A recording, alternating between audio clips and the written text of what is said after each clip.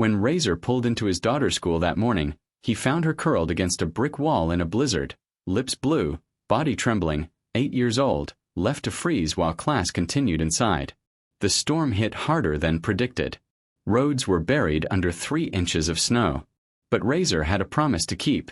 His daughter Ivy had left her science project at home, a working solar system model she'd spent 3 weeks building.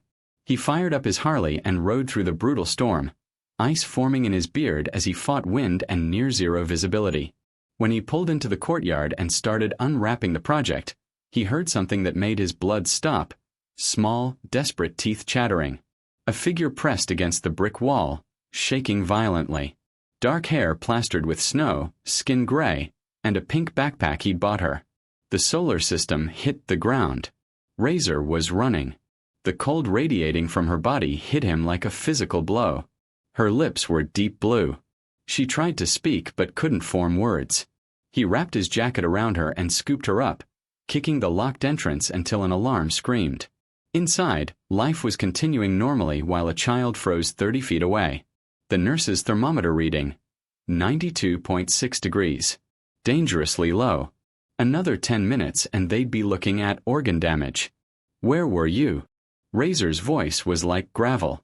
Based on her core temperature, at least 45 minutes, the nurse said. Possibly longer. When they asked how she ended up outside, Ivy's voice cracked. I answered a question about planetary orbits. Miss Hartwell said I was showing off, being disrespectful. She told me to go outside and think about respecting adults. When I tried to come back in, the door was locked. This wasn't an accident. This was a choice. Over the next hour, a disturbing picture emerged. Miss Hartwell had a daughter struggling academically. Teachers had heard her complaining with bitterness about students who excelled. Ivy was everything Emma Hartwell wasn't. Bright, curious, enthusiastic.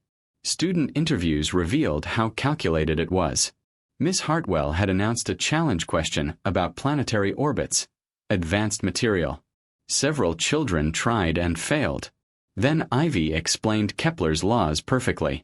The classroom laughed, not at Ivy, but at their teacher being outsmarted by an 8-year-old. Miss Hartwell's face went red. That's enough, Ivy. Maybe some time outside will teach you humility. When Ivy asked for her coat, Miss Hartwell said no, opened the door to the courtyard, and told her to go. The lock clicked. Miss Hartwell continued teaching while a child froze outside. 23 students sat there, trusting adults knew what they were doing. At the hospital, Dr. Reeves told Razor, another 10 to 15 minutes and we'd be having a very different conversation. While Ivy slept, Razor documented everything.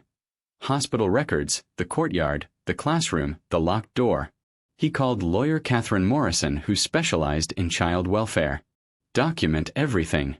Morrison filed a 63-page lawsuit naming Miss Hartwell for child endangerment, the district for negligent hiring, the principal for administrative negligence. Dr. Reeves filed a mandatory report with CPS, who forwarded everything to police.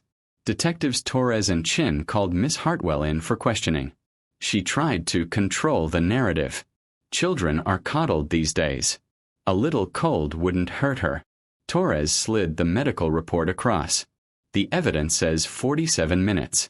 Would you like to revise your statement? The time must have gotten away from me.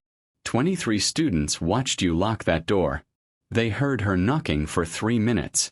Everything she said was recorded and would be used against her. Police arrived at 2:45 during dismissal. The timing deliberate. Public accountability requires public witness.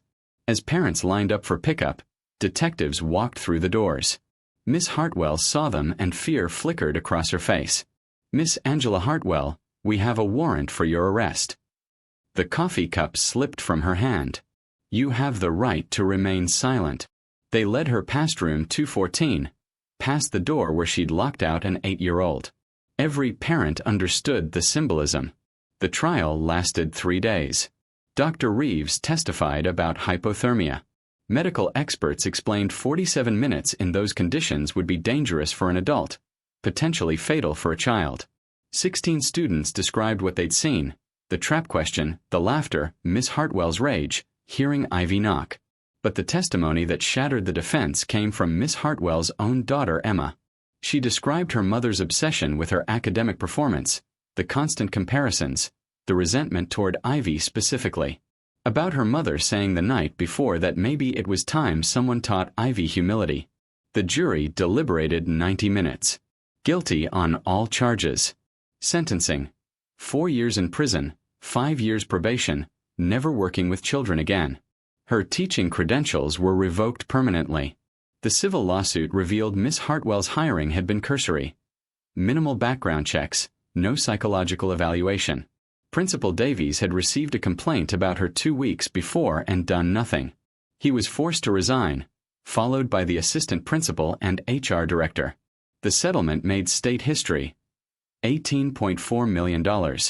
But the real victory was policy reforms. Psychological evaluations for substitutes, classroom monitoring, anonymous reporting hotlines, security cameras. Within a year, Ivy's case reshaped education policy across the state. At her new school, Riverside Elementary, Ivy's teacher greeted her warmly. "I heard you know a lot about planetary mechanics.